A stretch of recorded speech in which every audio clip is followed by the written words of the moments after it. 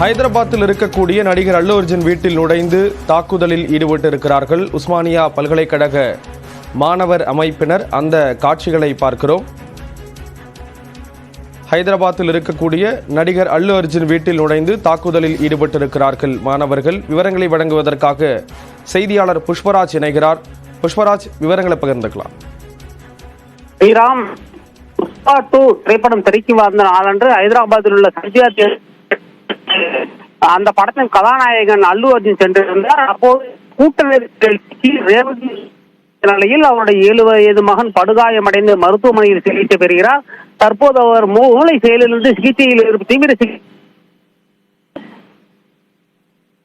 சம்பவங்களுக்கு காரணம் என்ற வகையில் தெலுங்கானா சட்டமன்றத்தில் ரேவந்த் ரெட்டி குற்றம் சாட்டியிருந்தார். அவருக்கு பதிலளிக்கும் வகையில் பேசிய பேசிய அல்லு நற்பெயர் ஆகியவற்றை களங்கப்படுத்தும் முயற்சி நடைபெறுகின்ற குற்றம் சாட்டியிருந்தார். இந்த நிலையில் அதிரடியாக இன்று உஸ்மானியா பல்கலைக்கழக மாணவர் அமைப்பினர் அல்லு அர்ஜுன் வீட்டிற்கு சென்று அங்கு போராட்டத்தில் ஈடுபட்டனர். போராட்டத்தின் ஒரு பகுதியாக வன்முறையில் இறங்கிய அவர்கள் அல்லு அர்ஜுன் வீட்டின் முன் அலங்கார பணிகளுக்காக வைக்கப்பட்டிருந்த பூந்தத்திகளை தூக்கி போட்டு மேலும் அல்லு அர்ஜுன் வீட்டு மீது கற்களை வீசியும் தாக்குதலில் ஈடுபட்டனர். இதனால் அந்த பகுதியில் பெரும் பரபரப்பு ஏற்பட்டது. அங்கிருந்து அல்லு அர்ஜுன் வீட்டின் முன் இருந்த தனியார் பாதுகாப்பு ஊழியரும் மாணவர்களை பார்த்தவுடன் தப்பி ஓடிவிட்டதாக கூறப்படுகிறது.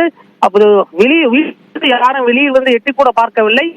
இது பற்றி தகவல் இருந்த அங்கு சென்ற ஹைதராபாத் போலீசார் போராட்டத்தில் ஈடுபட்ட மாணவர்களை கைது செய்து காவல் நிலையத்திற்கு அழைத்து சென்று வழக்கு பதிவு செய்து விசாரணை நடத்துகின்றனர்.